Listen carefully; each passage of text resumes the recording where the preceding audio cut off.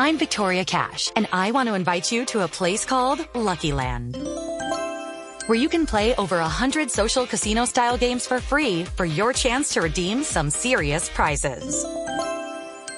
So what are you waiting for? The best way to discover your luck is to spin. So go to LuckyLandSlots.com, that's LuckyLandSlots.com, and get lucky today. At Lucky Land. No purchase necessary. VGW Group. Void where prohibited by law. 18 plus. Terms and conditions apply. Christopher Media. Let's make some noise.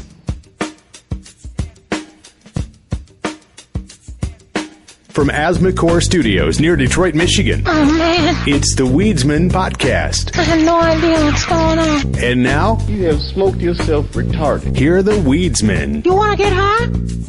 Welcome to the Weedsman Podcast. I'm Chris. I'm Aaron. Welcome back.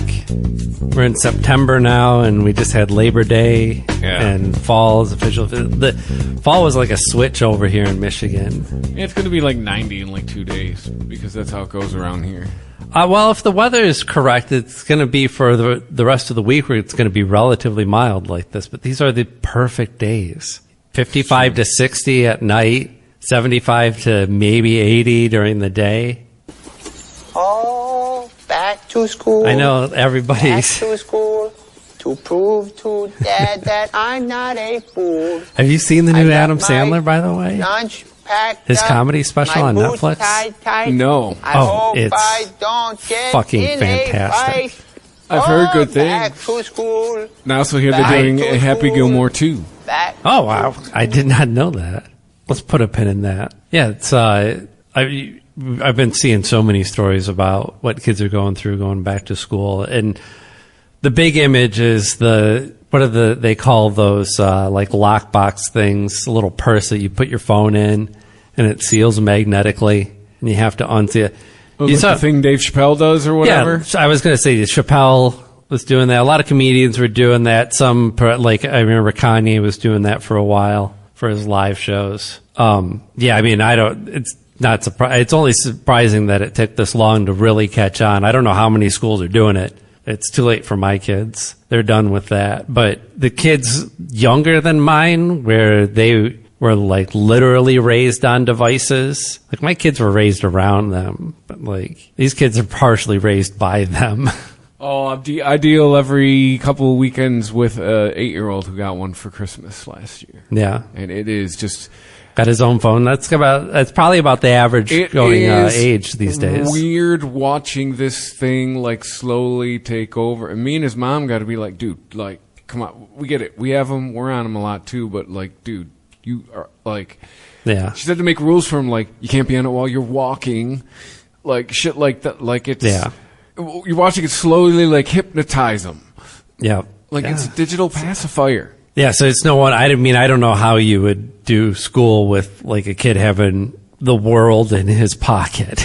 You know, I mean, it was hard enough to keep me focused, and I had maybe a Mad magazine stash somewhere, like in the inner sleeve you know how we'd make the out of the grocery bag, you make the book covers. Oh yeah, absolutely. Yeah, you'd cut open they'd give you instructions. They're like, go home, get a grocery bag. This is before everything was plastic primarily. And yeah, you had to make custom covers for your book, which is cool because then you could draw on that shit. My nephew just started high school. One of his school supplies, and I guess you pay for it through the school because he's going to a Catholic high school, is a fucking laptop. Yeah. He has to have it. Yep. Oh yeah, my kids did. Starting in grade school, like not immediately, but yeah. And you know, theirs were shit, like Chromebooks that were useless. There's this new thing. And they had their own computers before too long. That was just like, just use your gaming laptop. I'm not trying to steer political here, but there's this new thing apparently, and it's probably not new to you, but now you have to buy stuff for the classroom as well as your kid. Yeah, because they're so underfunded. What are our taxes going to? Yeah. What are our taxes for? Like mine. It's not paying. I have no children in the school system. What are you doing with my tax money for schools? It doesn't appear to be paying the teachers. Yeah, where's the money, Lebowski? Yeah. Somebody needs to answer that. It blows my fucking mind. Yeah.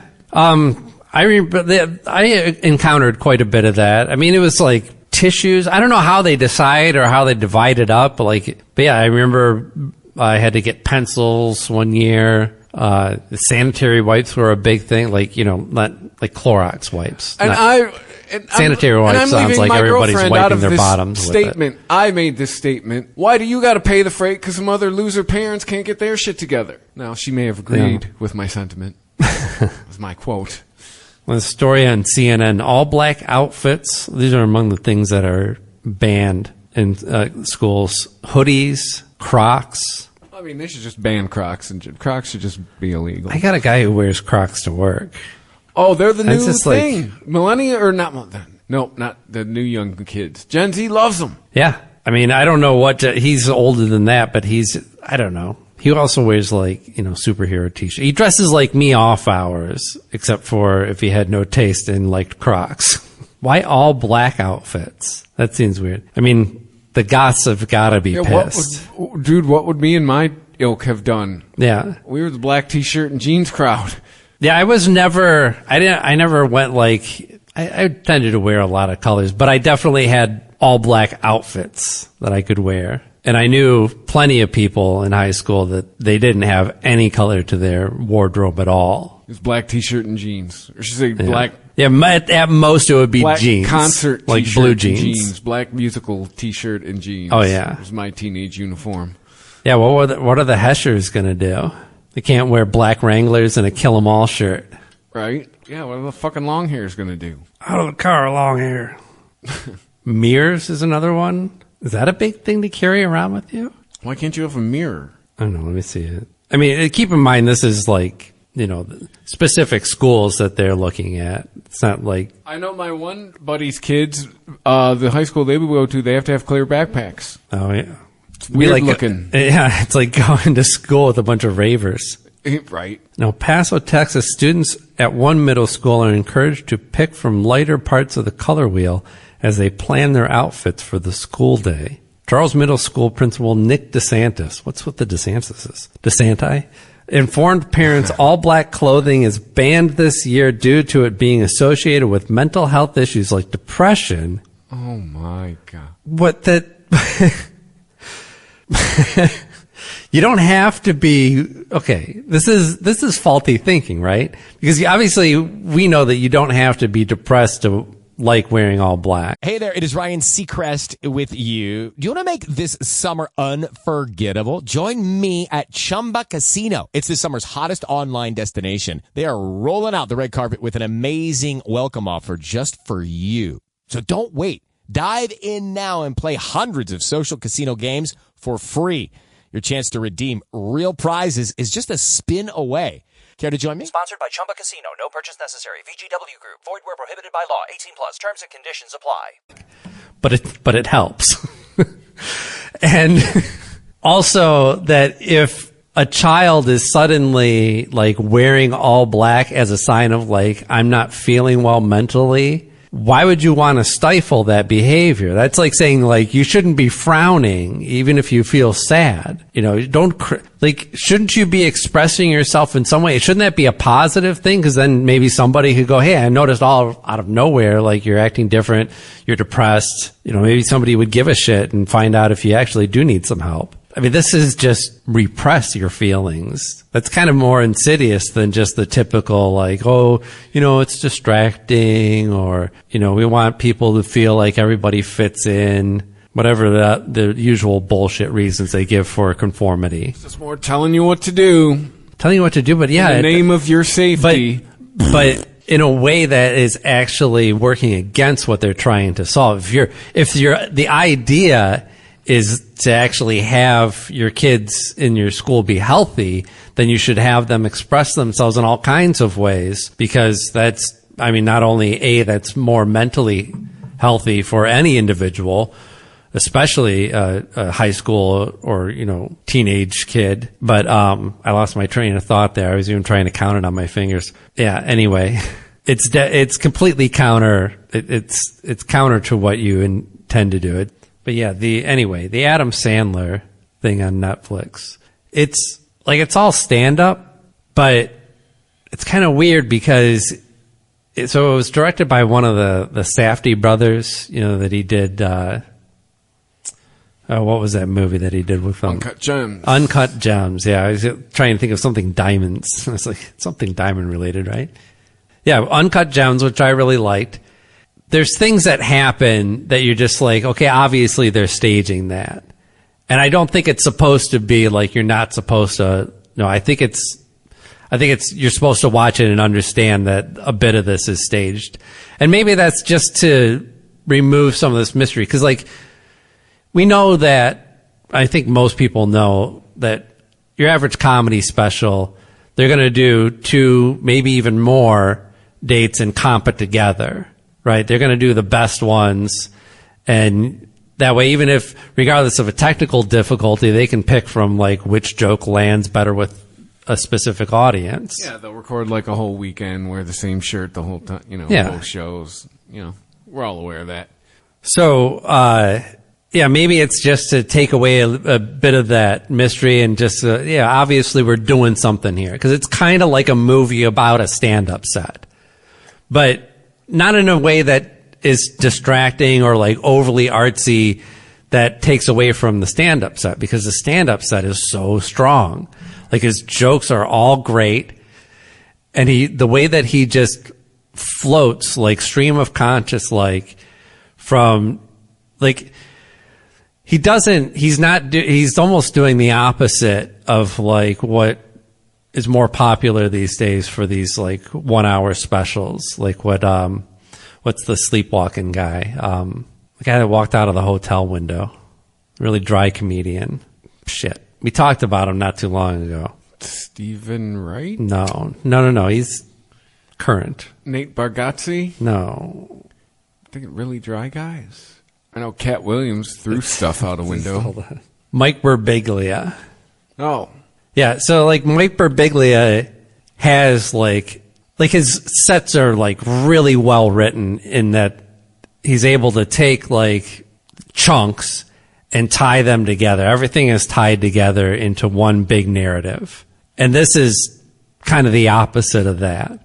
It's more like traditional joke telling, like there's no lead into it. There's just a setup. So I was at the grocery store with my wife the other day, and we saw a weird lady and blah, blah, blah, and just goes into that joke and then goes into another one and then goes into a song. And he's got a guy playing piano with him there. And Adam Sandler himself plays acoustic guitar, really what does like this flamenco style shit on it. He's playing electric guitar, he's playing bass, and he's doing it all really well.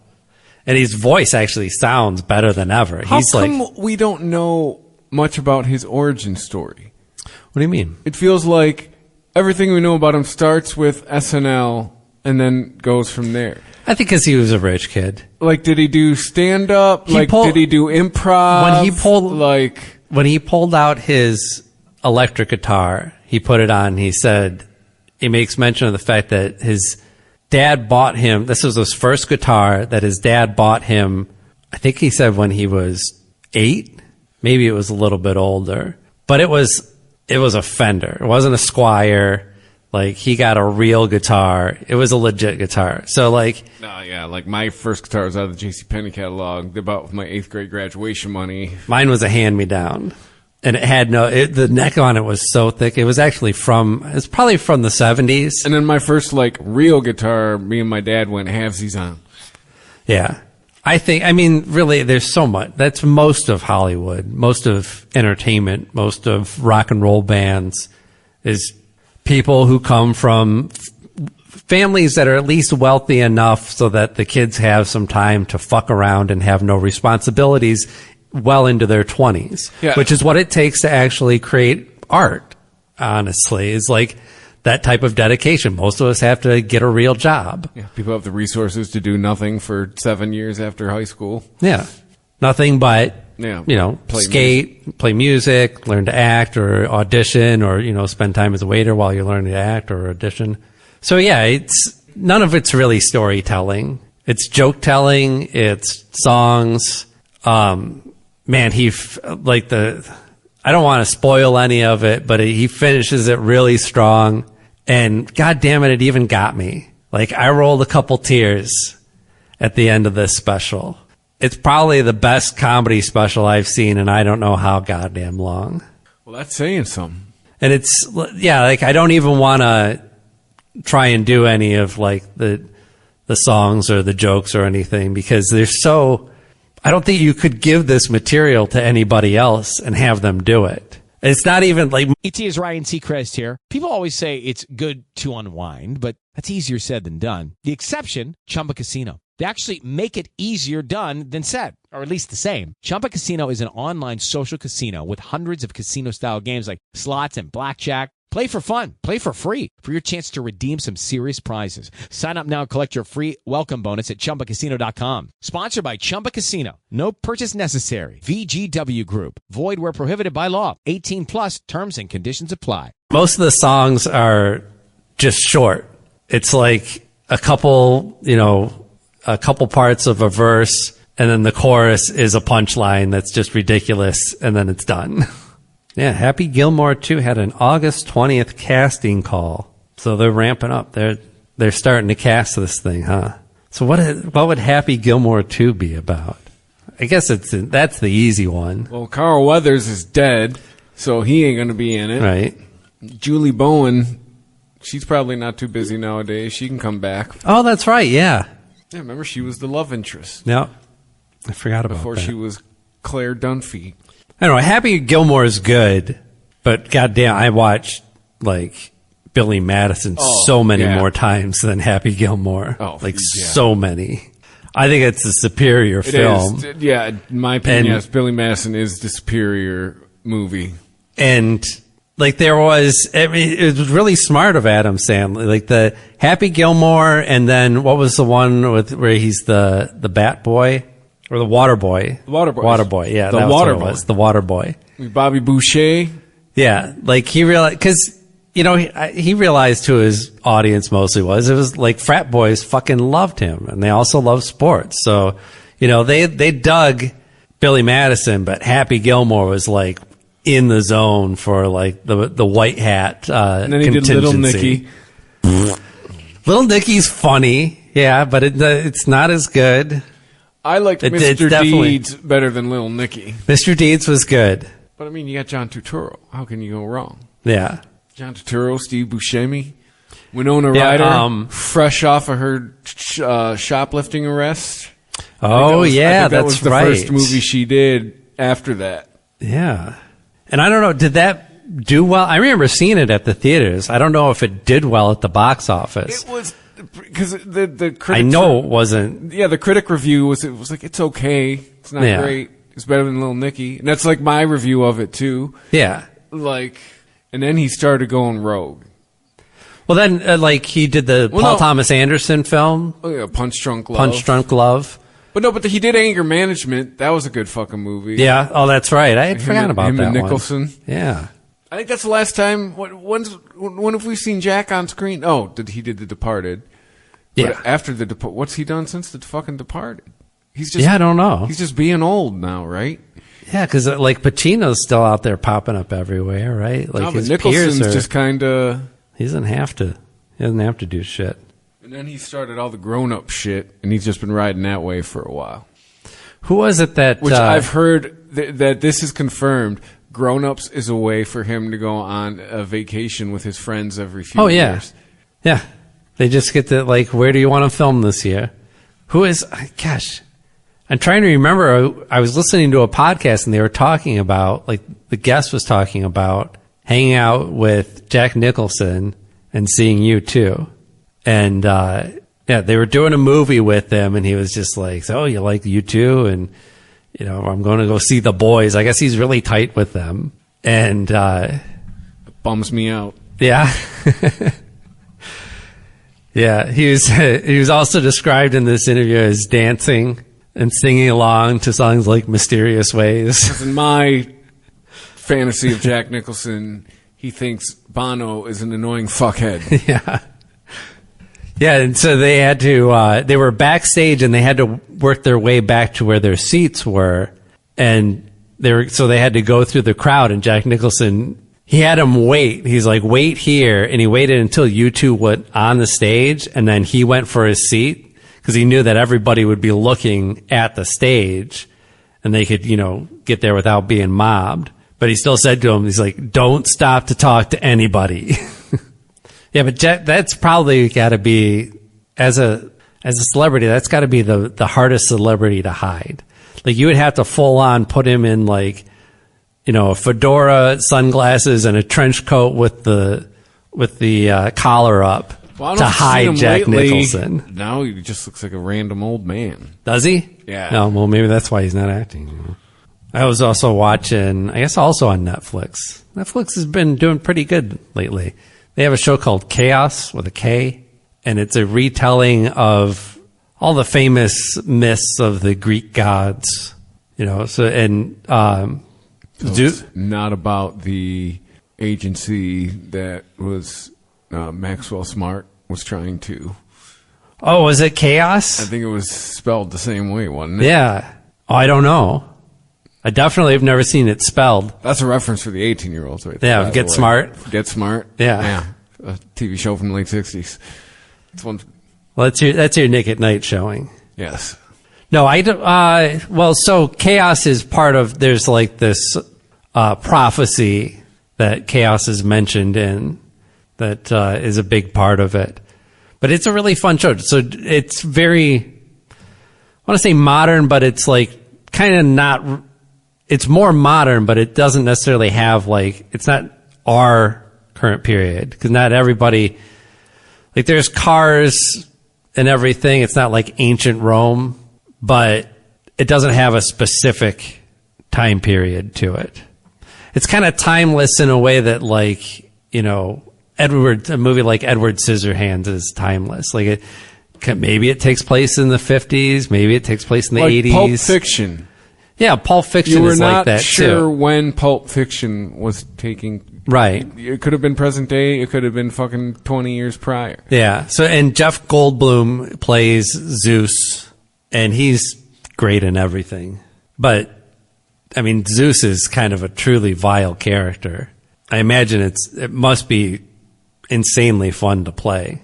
Which he doesn't, I don't know, like, Goldblum doesn't get to play a lot of bad guys, really. Doesn't seem like. Like, even in the, what was it? He was I always get him mixed up with the character that Benicio del Toro plays. One of them's the Collector. I think Benicio del Toro's the Collector. In what? No Country for Old... No, I'm thinking Marvel movies. Ah. No, what was, Jeff Goldblum was in, he was in the Guardians movies, and he also pops up in the third Thor movie. Guardians? What the fuck? Guardians of the Galaxy. I know. He's not the Collector, but he's like two out of three of them. What the fuck is he? He's a guy. He has like a coliseum, and he just like collects weird aliens and makes them fight each other. So just intergalactic eccentric weirdo. The Grandmaster. That's what he's called. Yeah, Benicio del Toro is the Collector. Jeff Goldblum plays the Grandmaster. Ah, yes. They both collect. One of them just likes to make his toys fight, I guess, too. Yeah, like that. Grandmaster Flash. Just make him dance to this song.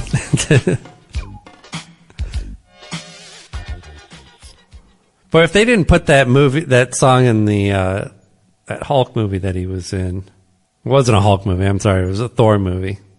They missed out on an opportunity. Let's see, Charlie Coviel. Does that name sound familiar to you? No. That's the guy who created this show. I don't know what else he did. No, and I'm looking for the rest of the cat. They keep mentioning it in here. Cliff Curtis, isn't it? Do you know who Cliff Curtis is? Also, no. I bet you. Well, you probably recognize him. It's that dude. Somewhat. He's been in a lot of shows. Sure, if I saw him like talking, interacting. Let's see. Appeared in a variety of film and TV shows, including The Piano, Once Were Warriors, Training Day, Fear the Walking Dead. That's where I primarily know him from. And The Meg. Yeah, that's like a list of a bunch of shit I haven't seen. You ever seen The Meg? No. That's a pretty fun movie, actually. About a big-ass shark? Yes. A megalodon. That's some bitchy chick named Megan? Debbie Mazar plays Medusa. No, I know who Debbie Mazar is. Yes. Yeah, it's got a lot of people. Like, I know them from other shows, but I don't know. They're not like Janet McTeer. Do you know who that is? She's great. Yeah, it's a story about Zeus just, being an out of control, power hungry, mad god. Well, yeah. And he's the main guy. And he thinks that people are getting a little too complacent because they're not fearful enough and I think that's why they set it in more modern days without definitely placing it in our time, is because he thinks that people are complacent. So it's kind of hard to show a modern audience like people shitting into, a bucket and tossing it out their window and trying to make Zeus sympathetic in his idea that like people are too complacent in these nice cushy lives they have, sleeping on beds of hay in stone houses. So you do have to like make it look like people are living comfortably, life is thriving. And there's a monument to them that is defaced in some way that displeases Zeus, and he decides like, okay, war, famine, floods, like he's just throwing everything down. Like he literally says, he's talking to Poseidon, he's like, I need you to help me formulate a plan. I'm thinking half. And he's like, you're thinking half of what? And he's like, the people. Damn. But it's mixing in a lot of the stories. Like if you know the story of Orpheus and Eurydice, that's probably one of the more famous ones. He was a poet that Eurydice, he was supposed to marry, and on their wedding day, she got bit by a snake and died. And he goes back to hell to get her. Well, Hades, not hell. The narrator is Prometheus. Do you know which one Prometheus is? That's the one that gets referenced a lot in popular culture. Is he from the Aliens movies? Yeah, no. Well, so like the reason... No, I know. The reason it's called that is because in Prometheus, the android guy... Have you seen Prometheus? No. Yeah. So, spoilers for that movie, but what happens in Prometheus is that the engineers that created us and the other aliens, they end up killing basically themselves in like something akin to a nuclear holocaust because of infighting.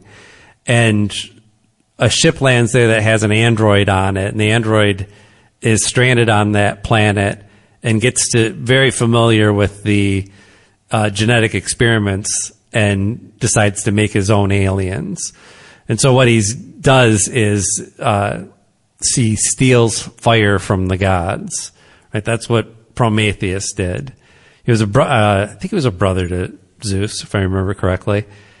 And yeah, the gods, I guess at one point coveted fire and didn't let, it's a metaphor for, the times before we discovered fire and moved into caves, right? Mm-hmm. Thing that allowed us to start building societies theoretically.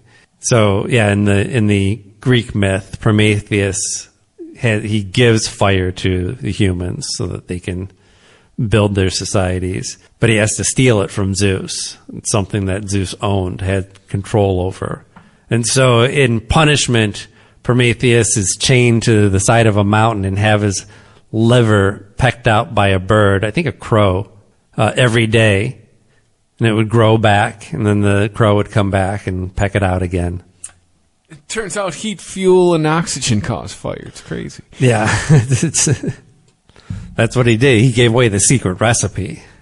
But yeah, it's a fun show that if you are familiar with the mythology, it makes it really fun for all the references and stuff, but it's not necessary to know any of this shit. I just happen to know it because I was a nerd like that. It's outside of that, it's just like a great drama with a lot of like fucked up people doing crazy shit. So it's like a different version of The Boys. Yeah, it's not, so like Boys is definitely, they're going for like over the top violence, over the top sexual reference. Of what if these were... Yeah, it's funny because they definitely have powers, but it's not like they're superheroes and they're like, throwing lightning bolts at one another. They even at one point in the story, they describe a prolonged fight between Zeus and his father, Kronos. and they don't show any of it. They just... Hello, it is Ryan, and we could all use an extra bright spot in our day, couldn't we? Just to make up for things like sitting in traffic, doing the dishes, counting your steps, all the mundane stuff. That is why I'm such a big fan of Chumba Casino. Chumba Casino has all your favorite social casino-style games that you can play for free anytime, anywhere with daily bonuses. So sign up now at ChumbaCasino.com. That's ChumbaCasino.com. Sponsored by Chumba Casino. No purchase necessary. VGW Group. Void where prohibited by law. 18 plus. Terms and conditions apply. I think it's Prometheus who's the narrator is describing it, and they're showing Jeff Goldblum's Zeus while they're describing it, but they don't show them, casting lightning bolts at each other and stuff like that. It's really not, it's not like there's a lot of special effects and shit going on in it. It's all very subdued in that respect. No tunics. No. At the most, they can teleport if they need to be somewhere. That they wouldn't need to go talk to a human and get them in line. They just they can teleport into their bathroom, into their bathtub, which is what they often do for some reason. I gotta take a piss. I'll be right back. Yeah, they use it like Homer does the teleporter. Or if Dionysus talks back to Zeus, Zeus makes a motion with his finger, and Dionysus' head goes slamming into the table. I just occurred to me, is there anybody out there who's listening who can tell us how many consecutive shows we have made a Simpsons reference? I would be surprised if there were shows that there wasn't a Simpsons reference. That's what I'm saying. Have we successfully referenced The Simpsons somehow in every one? Well, because I know we're talking Greek mythology, but I know you meant Homer Simpson and not Odysseus. Yes, that's true. That's a good point. I was seeing that. I didn't save it, but I was reading a story about, now I can't even remember what they were, but it was about all the references to Simpsons that have become so ingrained in our culture that we forget that it was even a Simpsons reference. There's like a Meta Simpsons reference that isn't even Simpsons. It was from South Park. Yeah. Simpsons did it. Right. No, it was something like, I didn't need to see that, or some kind of hack joke phrase like that started on The Simpsons and just got, referenced to death. Bart, you're coming home. I want to stay here with Mr. Burns. I suggest you leave immediately. Or what? You'll release the dogs or the bees, or the dogs with bees in their mouth, and when they bark, they shoot bees at you? Well, go ahead. Do your worst. Yeah, I tried to see if I could find it, but you look up Simpsons references, and it's just all the stuff that Simpsons have referenced. Somebody who wasn't you brought up Poochie the other day. I forget who it was. It was a deep pull. I don't know, that's a reference that a lot of people use still.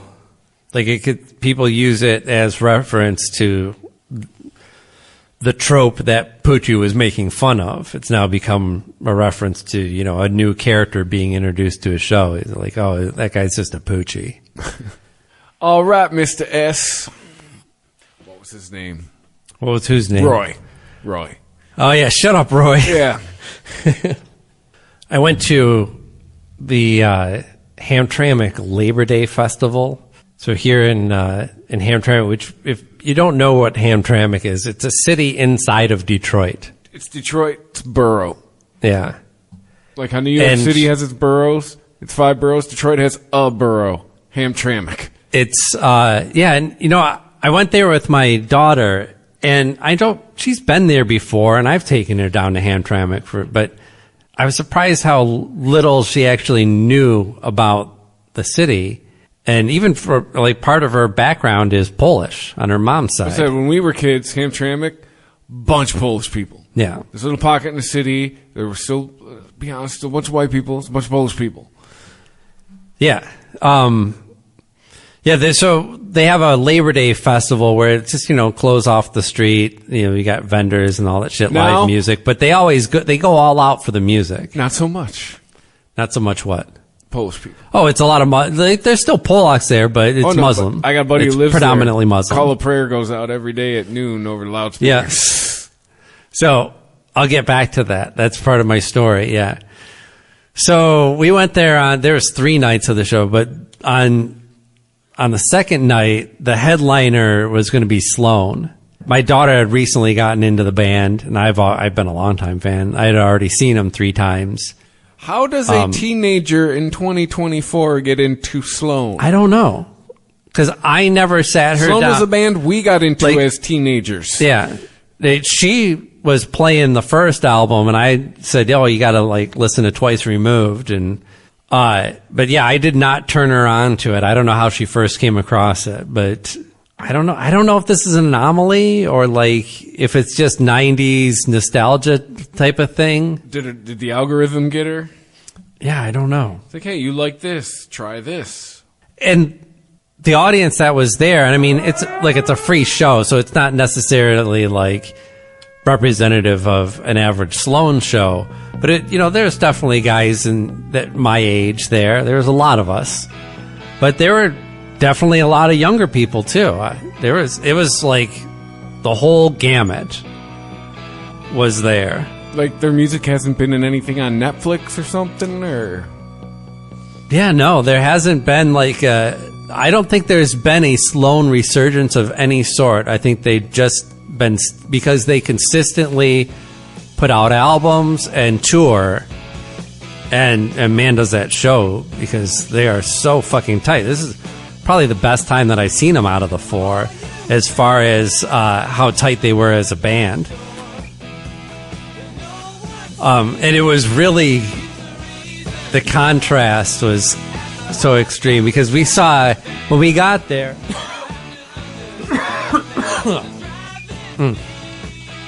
when we got there we were a little early, and we just wanted to fart around, see what kind of shop, all the vintage shops they have there, Polish food and stuff like that.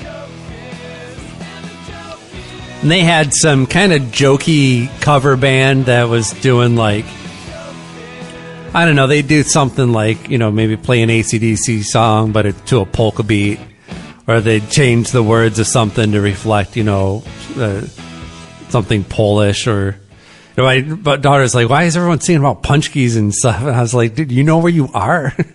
Did you hear Stolat while you were down there? No. What is that? Stolat, happy birthday. Oh, okay. No, why would... Oh. Fucking your damn Trammick. Okay. Fuck knows. People get drunk. And then, oh shit. The other band that we saw was, God, what was his name? Now I can't even remember the name of the band. You know them. They were a Detroit one-hit wonder in the very late 70s, maybe early 80s. And it's not the Replacements. It's the Romantics. Thank you, the Romantics. It was Mike something or other of the Romantics. And they were a 2-hit wonder. Oh, they had 2 of them? What were the 2 hits? Well, everybody knows this one. Yes. It's been a million commercials. Yeah. It's probably in 4 or 5 right now. Getting that hankering for Applebee's right now. Yeah, this guy, I don't know who the writing credit went to or anything, but I hope everyone's doing well off of that song because. Well, they had another one. Hold on. Trust me, you'll be like, oh yeah, and I think this one is a better one. Yeah, this is my preferred song for the Romantics. But they were doing I don't know, I guess they were kind of doing stuff from that era. It was they did a couple older rock and roll songs, 50s style, but they would play it a little faster, a little bit punkier. They all had their hair teased up like the 80s bands of the style. This is the third song that comes There's up. a bunch of overweight old dudes in, glittery dinner jackets and teased up hair. Oh, they're trying to ride the My Sharona wave on this one. Oh, yeah, totally. When was this? What? Same album as What I Like About You. No, okay. This is their third song that comes up when you type in the Romantics. Yeah, I don't know if I've ever heard this one. Oh, he played this. They played this.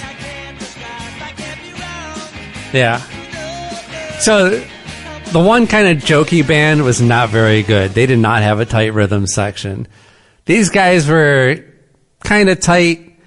I'm pretty sure, though, the lead singer said they haven't been together long, and I don't think the bass player knew his parts well. But they were fun. But, you know, I was actually, not to be too dramatic about this, but I was having a bit of a crisis because I always like seeing live music, right? Mm-hmm. And I'm pretty giving. Like, if a band's halfway decent and entertaining, like, I can get into it. I'm not a snob when it comes to it. But the last show that I went to, I paid $45 to go see Ride, and man, I did not finish the show out, and I was just fucking bored. And then I was like, I'm not in and it wasn't anything in particular where, like, they sounded sloppy or anything like that. Like, it was just uninspiring. It was just a bland show. And I was kind of bummed about that. I only ever seen them once before back in the day because they didn't really come by a lot. Who? Ride. Okay. Yeah, you don't know Ride? I do not. Leave Them All Behind, Twisterella. They were a shoegaze band. So they were just going through the motions. Yeah, kind of. Maybe I don't like the newer stuff. I really am not a fan of. They were playing a little too much of that. But I was just like, man, am I just over this live music thing? Is it just not connecting with me anymore? Am I jaded? Is this them? Yeah. Yeah, Vapor Trail, that would make sense. That would probably be their biggest one. You never heard them play this on any NX?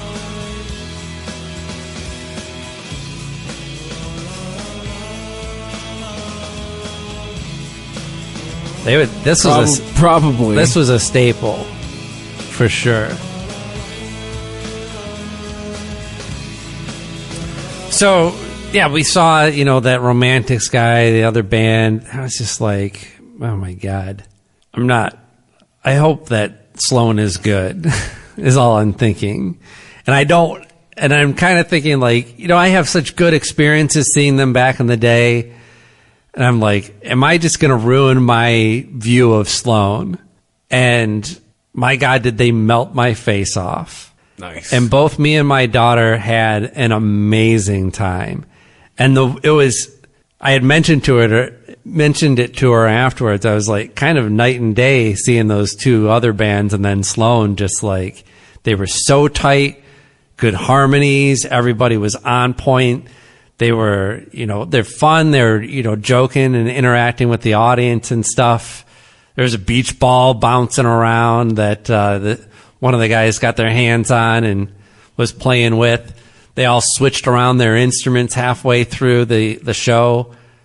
And they were like gushing about the night too. I don't know if maybe they do this everywhere they go, but they were just like, this is so amazing. This crowd, like, can't believe how many people came out to see us. It's a perfect night out here. And it was like, 75 degrees outside, and they went on like right around sunset, and it was just a perfect show.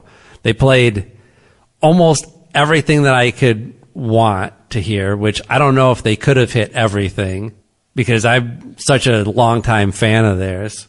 And yeah, they easily played. They went on at 9, and I think it was like 10:15 when they were done.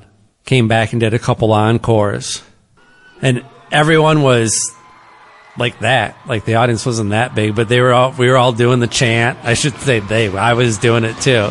The Sloan.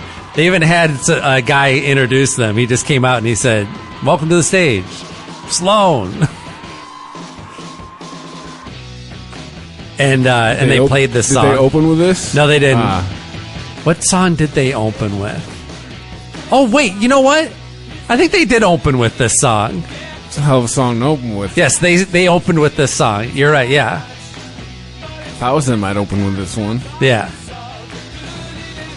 Hey guys, it is Ryan. I'm not sure if you know this about me, but I'm a bit of a fun fanatic when I can. I like to work, but I like fun too. And now I can tell you about my favorite place to have fun. Chumba Casino. They have hundreds of social casino style games to choose from with new games released each week. You can play for free and each day brings a new chance to collect daily bonuses. So join me in the fun. Sign up now at ChumbaCasino.com. Sponsored by Chumba Casino. No purchase necessary. VGW Group. Void where prohibited by law. 18 plus. Terms and conditions apply.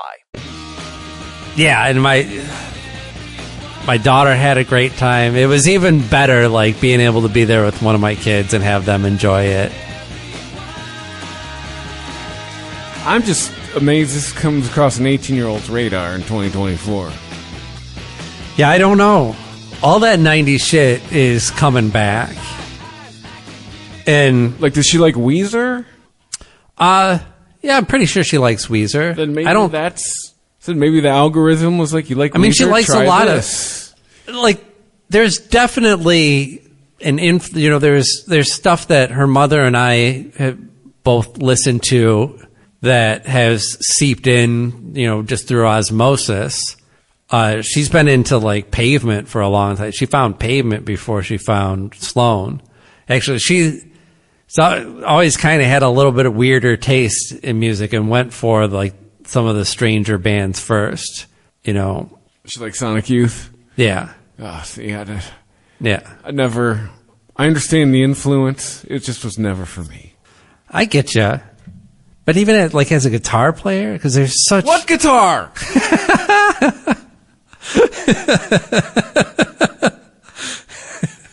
Like, I think that was like when I first heard Sonic Youth. I was like, I heard this thing, there's this great guitar band. Where? No, it's all guitar. Yes. And feedback and weird tunings and that's hitting it with drumsticks. Like I said, I understand the influence it had on the music that came after it. Mm-hmm. And it expanded what the guitar could do sonically, right? Like, you don't get Radiohead without Sonic Youth. Yes. Yeah, so... All the shit Johnny Greenwood was doing, like, fuck yeah, that was because of Thurston Moore. Yeah. Yeah, absolutely.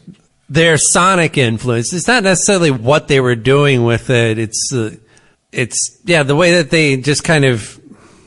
You can even argue he influenced a guy like Tom Morello, right? With all the crazy shit Tom Morello was doing with effects. Yeah. Yeah, a lot of, scraping on the guitar strings and stuff like that. Yeah. Like, hey, you're not just limited to the 12-tone scale. I get it, just wasn't for me. But I think predominantly, like, I had the grunge scene. I had an American music class in college, and we studied all, like, American music, like classical stuff too. Mm-hmm. There's some like classical music by like some late 20th century composers. I'm like, this is fucking organized noise. Like, what the fuck is this shit? But even before Sonic Youth actually started, like around Goo is when they started getting like real, international attention. They actually had a video on MTV for Cool Thing. But even before that, their early albums were influencing a lot of bands out of Chicago and Seattle. It's nothing else sounded like them at the time. I get it. That's why they are held in the esteem that they are held. They were the first. They were the first through the door, so to speak. Mm-hmm. I also think like it's a band that has grown in ways. There's definitely, I don't know, there's a trajectory to the band, but, they've matured in actually, like, I want to say less improvisation and more, like, structure, but not that would be reflected. Like, if I played you a current piece, you'd be like, this is what you call structure? Like, but it just sounds like it's more... Is what they call structure. Right. It doesn't sound like that Oasis reunion is rolling out smoothly. What did I say? I said, I'll believe it when they're on stage for the first show. Oh, no, I think it's still going to happen. It's just like, their Ticketmasters crashed when the tickets went live. The prices are outrageous. Well, yeah, because not in the United States, they're huge. Yeah. Like, this is a much bigger deal in not the United States of America. Yeah, they were the Beatles all over again in the UK. Even before sales commenced at 9 a.m., Ticketmaster crashed, and with giant queues to contend with, many were left unable to even browse ticket options in the first place. So those who did eventually manage to get through the queues were disappointed to see the cost of remaining tickets had increased due to Ticketmaster's dynamic pricing policy. Originally, tickets priced at £135 had jumped to nearly $400. Yeah, the resellers on the street, it's like 10 times that. So like you're getting into the thousands of dollars to see this band. I never heard of Twickets, which is like such a horrible name. It's tickets with a W in it. Why? Maybe this is a UK only, but they're a ticket reseller. Oh, okay. And they're StubHub. Yeah. So following criticism about the amount of fees they applied to those reselling Oasis tickets, so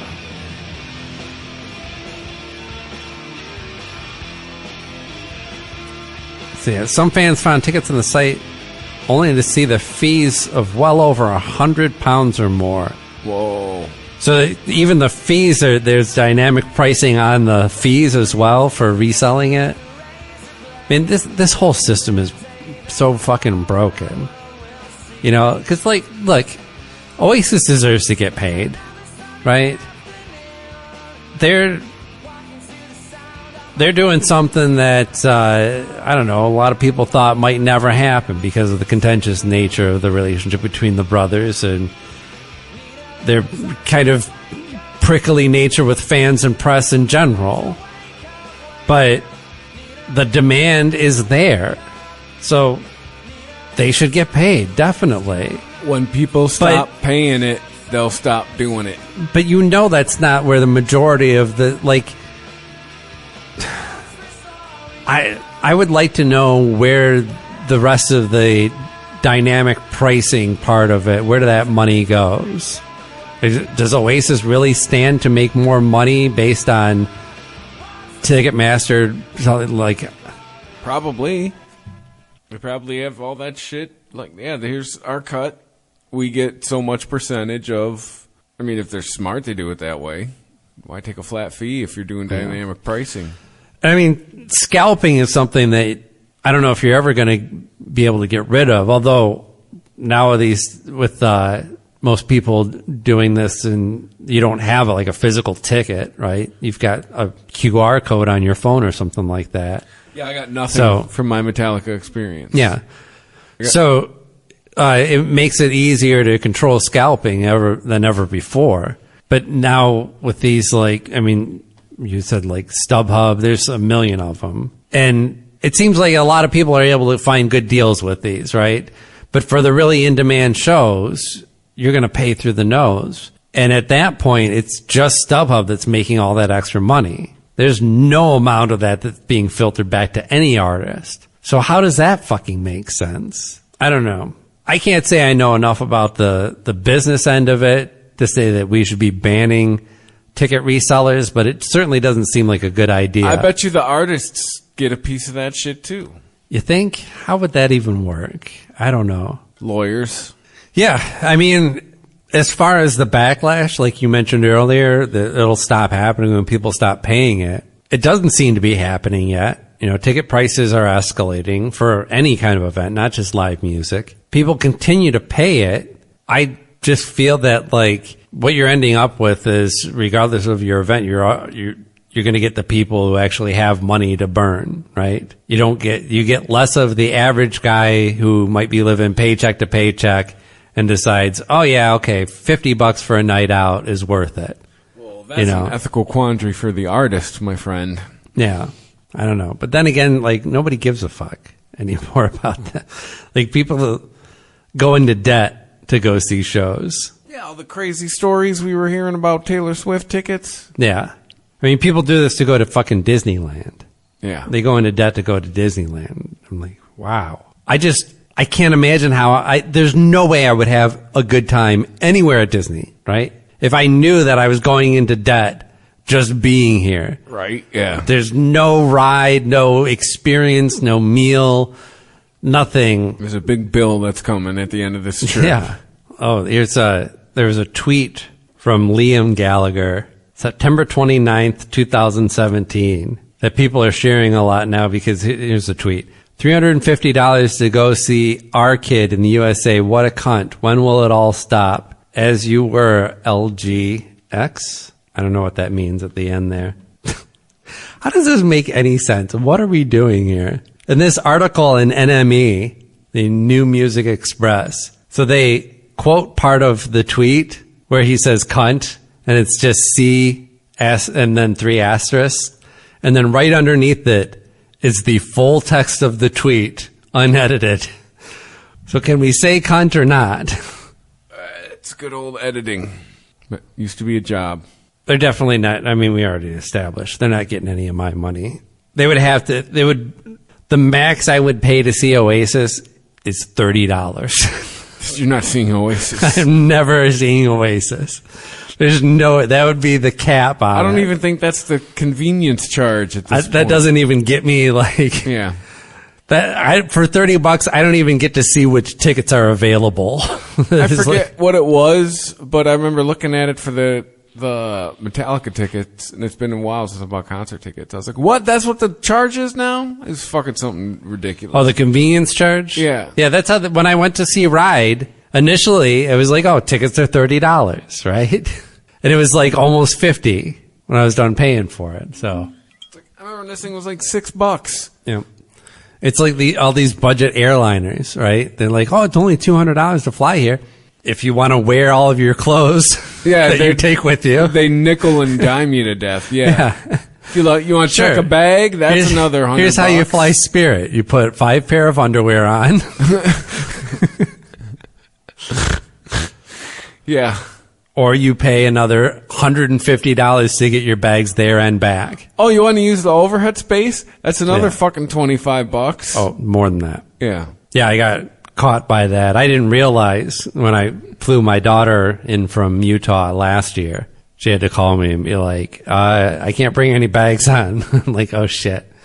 So I had to like actually buy, day of, which probably, they gouged me on. Yeah, day of. Ooh, that's the worst time. So this time I made sure to read in advance, like everything that I'm going to be getting, and it's all included.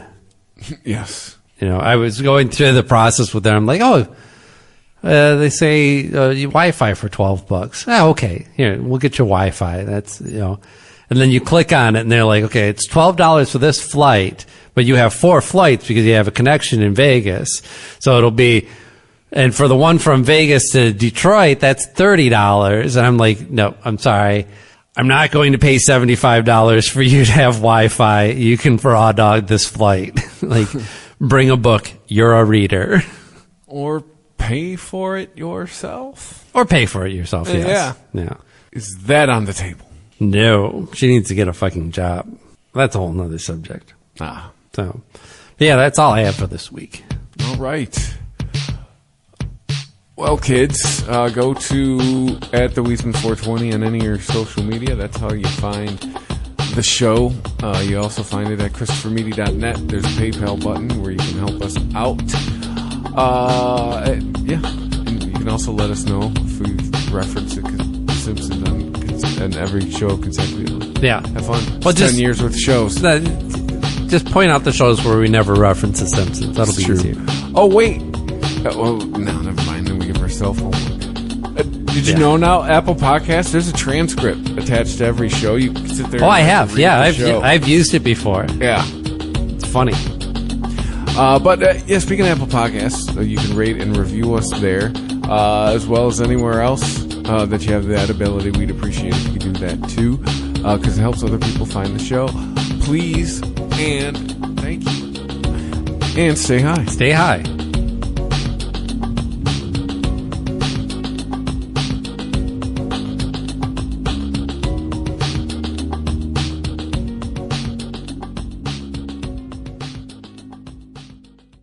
The Weedsman Podcast. ChristopherMedia.net. Hello, it is Ryan, and I was on a flight the other day playing one of my favorite social spin slot games on ChumbaCasino.com. I looked over at the person sitting next to me, and you know what they were doing? They were also playing Chumba Casino. Everybody's loving having fun with it. Chumba Casino is home to hundreds of casino-style games that you can play for free anytime, anywhere. So sign up now at ChumbaCasino.com to claim your free welcome bonus. That's ChumbaCasino.com and live the Chumba life. Sponsored by Chumba Casino. No purchase necessary. VGW Group. Void where prohibited by law. 18 plus. Terms and conditions apply.